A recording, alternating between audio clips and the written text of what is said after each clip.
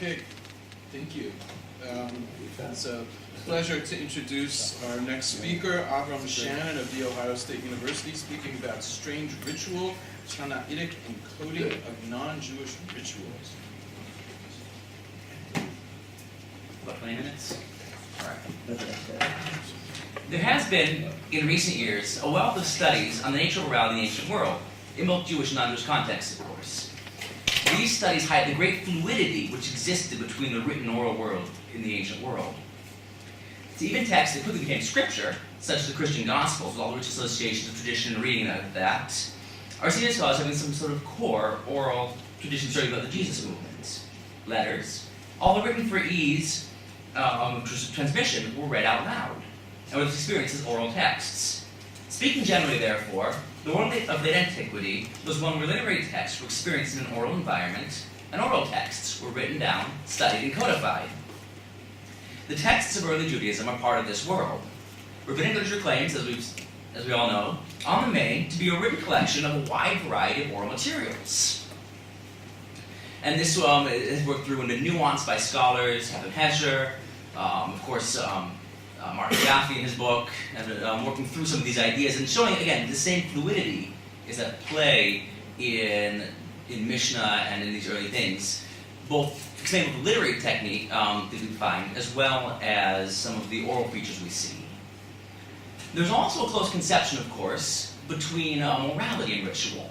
Ritual language is usually transmitted orally.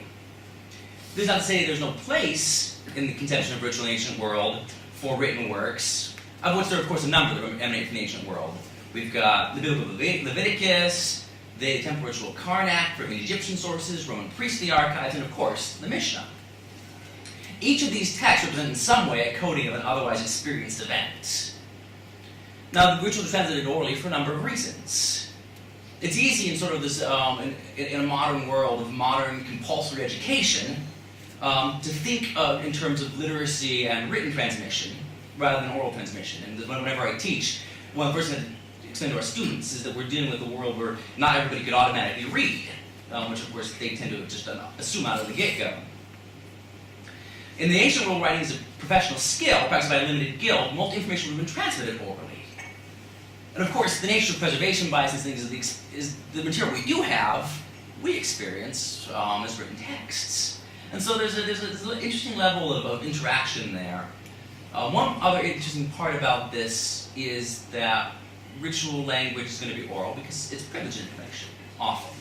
Sometimes even secret. Secrecy is part of how they're conceiving ritual in the ancient world. This can be seen from numerous Greek and Roman sources, such as we find in Pausanias and Lucian. So, although writing was an arcane skill to most attempts in the late antique world, there was also the possibility that something written down could be read by someone not privy to technical skills as a practitioner. Therefore, even if written down, ritual texts were often used in purposely obscure language, putting one more barrier of understanding. For this paper, I'm going to be looking at another area of understanding where the sages of Mishnah Tosefta talk about and discuss other people's rituals that they're, by definition, acquiring through another oral thing by hearsay. They are sort of, by definition, non-participants in non-Jewish ritual activities. Yet they claim to make legal judgments about what does and does not qualify as non-Jewish ritual, called by the sages in general the worship of Avodah Zarah. The sages of the Tanaitic period legislated about broad ritual activities such as sacrifice or the pouring of libations, about specific biblical injunctions such as the Asherah and the passing of seed to Molech, and about the creation of images generally. However, they also talk about these things, about practices that they're experiencing only through what they're seeing. They take these and code them in their own self-conscious awareness. This co-representation of other people's rituals is then subsequently codified in the Mishnah and Tosefta, and then, of course, commented on, as we all know. Readers, of course, in our age experience these texts often in a written format, meaning that we're even one step removed even at that point. For this paper, I'll look at a very specific example of a Greco-Roman ritual which is associated with the sages' code based on their oral and visual experiences. This is the practice of throwing stones at a Merkulis, described in Mishnah Avodah Zarah 3:10 and legislated against in Mishnah Sanhedrin 7:6. It's part of the Mishnah's general definition of worshiping Avodah Zarah. This object and the rituals surround it provide useful evidence for thinking about how the sages constructed and coded this experience of non-Jewish ritual. First, the name preserves what appears to be a Latin name in the primary Greek-speaking Roman East. Second, the actual relationship of the rabbinic Merkulis to Greek and Roman ritual objects is difficult to place, which raises questions about what the sages are working through. Third, the sages seem to have raised a specific ritual practice higher than its ancient profile, something which has had an impact on modern discussions of Greek and Roman ritual. Thus, the ritual object called a Merkulis by the rabbis is one of the richest places for discussion of the oral nature of how the sages code a non-Jewish ritual object. Even its very name invites discussion about the social dimensions of the world in which the sages inhabited. The name Merkulis is generally understood to be a Hebrew transliteration of the Latin name Mercurius, emphasizes Mercury. It thus refers to the Roman god of language and commerce. From a linguistic perspective, the association of Hebrew Merkulis with Latin Mercury does not cause any problems because the shift from L to R is common even in Romance languages. You find this in days of the week, where sometimes you have Mercredi, sometimes you have Mercoledi, exactly. What is more difficult is the preservation of what was apparently Latin name for this deity. The sages of the Mishnah Tosefta lived in the eastern part of the Roman Empire, which on the main part spoke Greek. Therefore, the presence of a Latin divine name in this context raises interesting questions. Generally speaking, Latin loanwords in Mishnah Tosefta are termed referring to Roman military or administrative concepts, which makes sense, as these are the very contexts the sages would be most likely to encounter primarily Latin-speaking Romans.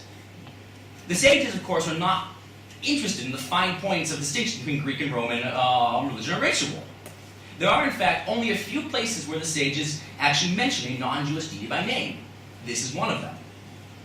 The modern scholar must then assume, as we read this, that the use of a Roman divine name for the Merkulis illustrates the sages of Mishnah Tosefta are simply reporting the term which they are hearing. And therefore, somehow in the Greek East, and this is a place for more research, they are associating this practice with a primarily Latin name. Presumably they're getting from the legions, but that's again for further research. These questions are further problematized by looking at the object which the Mishnah labels as a Merkulis. Reading Mishnah Avodah Zarah 4:1, Rabbi Ishmael says, 3 stones side by side are Merkulis. They are forbidden. What if there are 2? They are permitted. The sages say, if something related to sacrifice appears with it, it is forbidden. And nothing appears with it, it is permitted. The Merkulis is therefore characterized primarily as a pile of rocks. Its distinctive methods of worship, according to the sages, including in Mishnah Sanhedrin, Mishnah Avodah Zarah 7:6. The one who throws stones at a Merkulis is liable for worshiping Avodah Zarah, for this is how it is worshipped. And there's a lot you can talk about what they're doing there, but the description of Merkulis, combined with a reference to stone throwing, suggests the Merkulis represents some kind of a herma, which was a pillar or stela to represent Mercury or Hermes, placed along side roads and crossroads. In fact, an early commentator on this, an early modern commentator on this, argued that the reference is to square pillar-style herma, and that the rocks that Mishnah is referring to refer to the rocks that appear all around it. However, there is little or no evidence of Athenian-style pillar hermae outside of the Attic world. And the other thing interesting is that an Athenian herma, with its head, with a rock with the head and phallus of Hermes, would be automatically recognizable as an image, and so would not need specific definition, as we find in Mishnah Avodah Zarah. The specific definition there, and the appeal to the pile of rocks, suggests the definition of Merkulis, although it's clearly related somehow to Hermes Mercury by the name, and is therefore probably conceptually similar to an Exile Herma, maybe something like a cairn or a dolmen. And in fact, Elmsley, in his commentary, supports the observation. He quotes the 1885 edition of the Palestine Exploration Fund statement, talks about a dolmen found in the Holy Land and connected to the Miraculous. But this dolmen is a trilithon. It's 3 stones put together. If this trilithon is to be associated with the Miraculous, instead of having a report, then a Miraculous cannot refer only to pillar-style Herma, and cairns and dolmens are what the sages have in view. One of the difficulties of the situation is that if the Miraculous is to be associated with some kind of cairn or dolmen, it is not going to leave behind much of an archaeological trace, and so not a datable one, since the search object would be, in essence, a pile of rocks. And therefore, but if we're dealing with a pile of rocks as a ritual activity, the need for the sages to define it and clarify it makes a lot of sense, and to codify it. The situation becomes even more complicated as we examine the Greek and Roman evidence for the ritual practice of throwing stones at the Miraculous. Elmsley finds solution for his statement about there being the pile of rocks around a scolion to Odyssey 16:471, which can lead a discussion of Hermaios Laphos. Laphos is a word which refers to crest or ridge, and is so usually translated in this passage in the Odyssey as the Hill of Hermes. The Scholiast takes this reference and then reference to a ritual activity in his day. He comments in this way: Ridge of Hermes, quoting this passage from the Odyssey.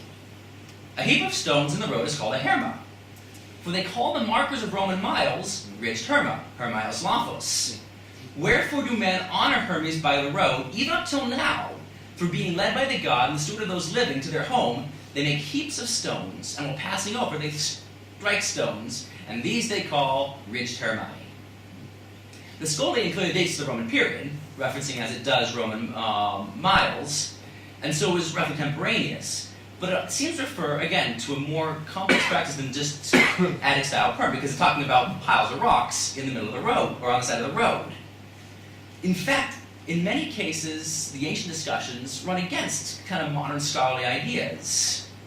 Early scholarship on this topic assumed that the ancient Greeks moved from aniconic to iconic portrayals of their gods, and that therefore these Hermae represent the earliest forms of Greek representation of deities. We find in current research and classics suggest that this is absolutely not the case, and there's a huge fluidity in iconism and aniconism. And oftentimes the scholars will read more into it and attempt to show this. There's, if you read any standard 19th century, early 20th century discussion on Herma, they'll talk about these are worshipped by throwing stones at them. One of them references a Greek author, Nicander of Colophon, and says, see, it shows it, and all he talks about is snakes hiding in Hermica, which is clearly not, there's no reference there to throwing stones. There's a reference to the Etymologicum Magnum, a Byzantine etymological dictionary, that similarly takes Herma and says it's a heap of stone, in general stones at crossroads. And then they quote a 3rd centurionian historian saying, talking about a myth where the gods threw stones at Hermes to acquit him for the murder of Argus. But again, this is a Byzantine source. So, although there is evidence of the Hermae being worshipped by throwing stones at them, it's not always clear absolutely. These are basically the only places you're going to find these and rabbinic literature are the only places you're going to find the Hermae being worshipped by throwing stones at them. So there's an assumption going on here, and it also shows up in the Vulgate. In Jerome's Vulgate to 26:8, we have sicut qui mittit lapidem in acerbum mercurii, ita qui tribuit incidente honorum, or as one who sends a stone at a heap of mercury, so is ascribing honor to a fool. This translation of the Hebrew, Ktsiror even b'mergema, ken noten lachsir kavod. The Latin, in acerbum mercury, is translating a fairly difficult word in Hebrew, mergema, but which can be translated as Hebrew, as we'll see, but there's no reference in the Hebrew to Hermes, Mercury, or any other god. As in many cases with Jerome, it's very likely that Jerome is getting some of his notions from Jewish sources, as we can see from the Hebrew questions on Genesis, that Jerome is known to do this. Tosefta Avodah Zarah has a very lengthy discussion in her section of throwing stones at Miraculous, and precisely this verse in Proverbs. Anyone who throws a stone at Miraculous honors it, like the one who binds a stone to a sling, so as he gives honor to a fool, quoting the verse there. because the one who throws a stone at Heracles honors it, but isn't being honored at all. Likewise, one who pays honor to the wicked, since the wicked does not know he is being honored. Another interpretation, like the one who binds a stone, is like one who throws a stone at Heracles, which is likened to worshipping Avodah Zarah. So also is honoring the wicked likened to the worship of Avodah Zarah. So here, what's going on here is mergama is a word, it's a patslegama. It only shows up once in, and as part of that, the Septuagint has sphendane, which means a sling. Gesenius takes it from a root in Arabic, regem, which means to heap up stones. So it can either mean a sling or a heap of stones. The first word there, tzuror, can either be a call passive participle of tsarar, to bind or constrain, tie, or it can be read as a noun, meaning pebble or stone. Psalm 26:8 therefore yields two equally acceptable translations, like one who binds a stone to a sling, and like a pebble in a heap of stones. Both translations are defensible from the Hebrew, and are reasonably meaningful in the context of the verse. Therefore, either this verse refers to binding stones and sling, preparation for throwing them, or looking for a small stone in a heap of rocks, as excessive futility, for the Proverbs. Tosefta seems to have both behind it, and understand the ambiguity of it. With both these meanings, connecting the verse with the practice of throwing small pebbles at a hermai becomes a natural result. So the Tosefta connects this practice directly to the verses by noting that the one who throws Heracles honors it, but it does not being honored at all. This interpretation acknowledges that throwing at stones, the ritual practice intended to honor the hermai, but admits that Heracles is essentially a pile of rocks, and so is unaware of the honor which is given to it. So, as noted, the Vulgate uses this idea and puts explicitly in its translation throwing stones at a heap of mercury, and adds that sort of midrashic element directly to the translation of the verse. With no parallel in the Septuagint, and given Jerome's already proven taking things from his Jewish teachers, there is a good chance that Jerome's reading of the Vulgate is influenced by rabbinic ideas of the Merkulis. The later sources can therefore be deriving their ideas, and the prevalence of the throwing stones at the Merkulis as a ritual activity from Jerome. Of course, the Vulgate becomes the Bible for most of Christian Europe for centuries, and therefore this practice, which is definitely a practice, it appears to be some evidence for it, throwing some of the roadside cairns, apparently associated with the worship of Hermes Mercury, is passed on from rabbinic hearsay about non-Jewish ritual into what becomes the authoritative Christian translation of the Bible. The rabbinic encoding and expansion of this practice in legal discussions is therefore transformed, not as in their own traditions, into an authoritative written tradition by Jerome. The rabbinic discussion of the Merkulis presents an excellent example of rabbinic coding of non-Jewish ritual. The very word Merkulis brings to the evidence of associations with the oral and oral worlds of ritual the rabbis inhabited. Because the Merkulis represents a Latin word that is correctly associated with Herma, it is not sufficient to simply dismiss the discussion on the grounds of imagination. On the other hand, the information which they do have is difficult to what we know about non-Jewish ritual practice from classical sources and archaeology. It seems likely, however, from the balance of the ancient evidence, that there was a practice of throwing stones at ritual objects, which was associated with Hermes or Mercury in his guise as god of travelers. It also seems that the sages expanded this notion since it fit with their notions of non-Jewish ritual, and provided a useful ritual category for them. The rabbis transmit from hearsay a non-Jewish ritual and concept, but in so doing they transform something which is useful as part of their own ritual discussions. It is therefore doubly encoded and becomes, in many ways, the rabbinic example of strangeness of non-Jewish ritual, a notion which is picked up on by Jerome in his Christian translation of the Bible, further compounding the process of transmission through oral transmission. Thank you.